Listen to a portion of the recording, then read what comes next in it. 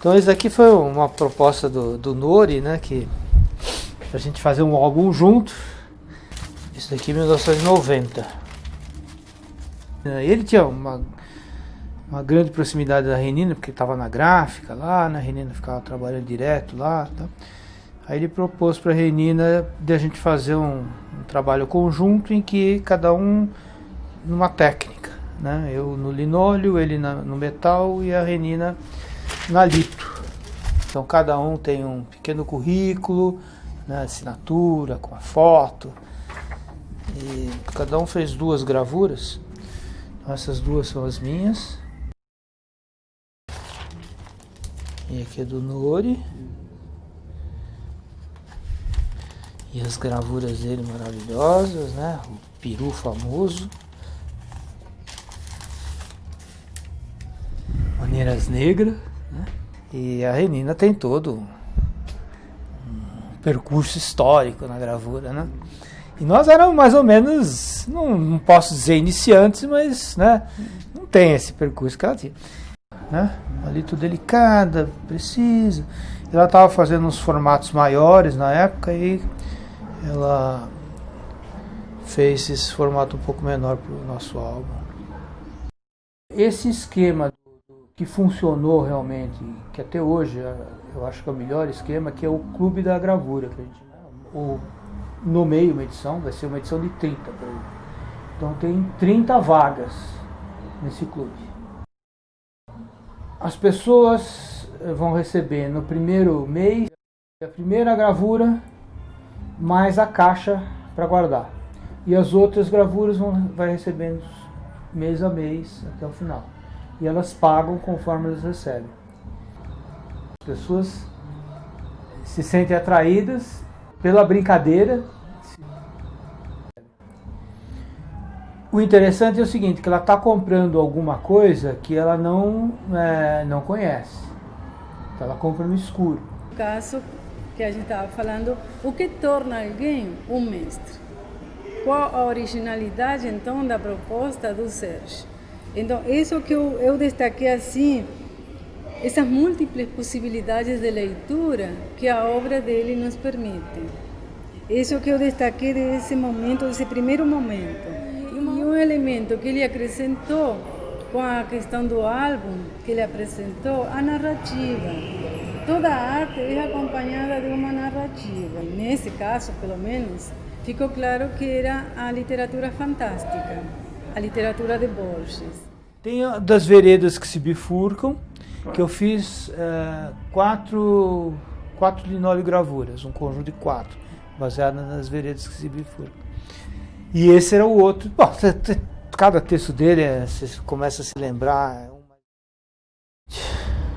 Alguns textos do Borges são recorrentes, né? E aí eu peguei um trecho. Compreendeu que o empenho de modelar a matéria incoerente e vertiginosa de que se compõem os sonhos é o mais árduo que pode empreender um homem, ainda que penetre todos os enigmas da ordem superior e da inferior, muito mais árduo que tecer uma corda de areia ou amoedar o vento sem efígie. Ele se descobre que ele é o sonho de outra pessoa. Porque ele estava assim ele está nessa questão de você sonhar o seu filho, e cada dia ele sonhava com uma parte do filho, ia construindo esse filho, né? Até que no fim do conto, ele é alguém sonhado por outra pessoa, né? Então é um contínuo de sonhos que engendra a humanidade, né? É muito legal, um conto fabuloso, né?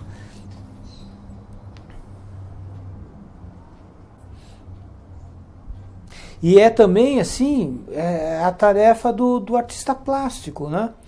Porque o artista plástico ele vai construindo o outro na hora do desenho, da pintura, da gravação, né? Então você desenha um braço, você desenha uma cabeça, você desenha...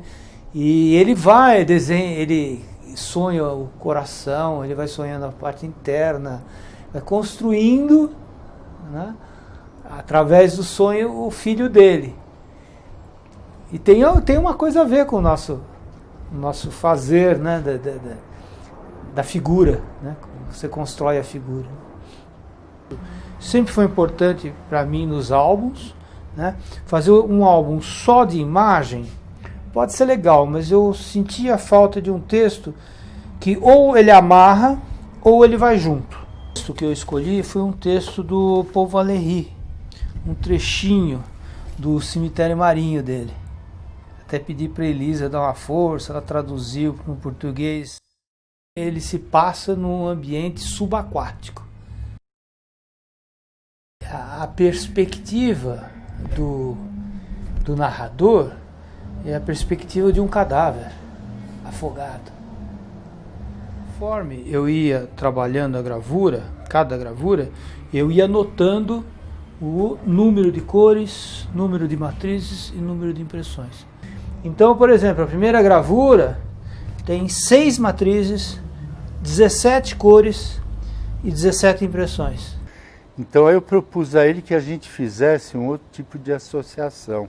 Ele faria as imagens e eu faria um texto, independentes, inclusive escondidos. O primeiro álbum foi assim, imagens ocultas e texto oculto. Depois a gente juntava e via o que tinha dado, que também era um aleatório, que pelo fato de a gente estar focalizado, sem ver, no trabalho recíproco, produzia um efeito muito interessante de complementariedade. Esse foi o último, o Códice Boa Safra. Esse álbum é de 2014. E aí ele foi o ponto básico de onde o Leon já tinha na cabeça dele algumas questões que ele queria colocar em texto, né? Falei, eu vou escrever sobre umas coisas do Brasil pré-independência, umas coisas interessantes, estavam mexendo com a minha reflexão. E eu vou por aí, você acha legal? Ele tinha se mudado para cá, então é recente. Então era do Boaçava. Tinha uma passagem aí no Rio Pinheiros, na altura do Boaçava, em que você fazia a pé. Então eu brincava com as imagens que atravessavam da margem de lá para cá, para minha casa, e os textos que iam da minha casa para a casa dele. E ficou muito interessante esse trabalho, para as duas partes, porque elas se complementaram, havia uma noção comum de uma coisa dessas. Sem ilustração, a gente queria fugir da relação ilustrativa, que a gente achava que era redundância e que não dava em nada. Isso que está aqui, né, que se estende aqui para dentro e termina na primeira gravura, foi escrito à mão, um por um, pelo Leon. Que eu falava para ele, meu, você não sabe o trabalho que isso vai dar, escrever um a mão e tal, blá, blá. Não, vai ficar legal, porque aí a gente traz para dentro do nosso, essa coisa do códice, né, que é feito e tal. Eu falei, pô, uma das coisas legais mesmo desse trabalho com o Leon é que a gente se divertia muito. Fazer um trabalho desse junto com o Leon é um privilégio, né? Privilégio. As pessoas até hoje perguntam qual que vai ser o próximo, quando vai ser o próximo.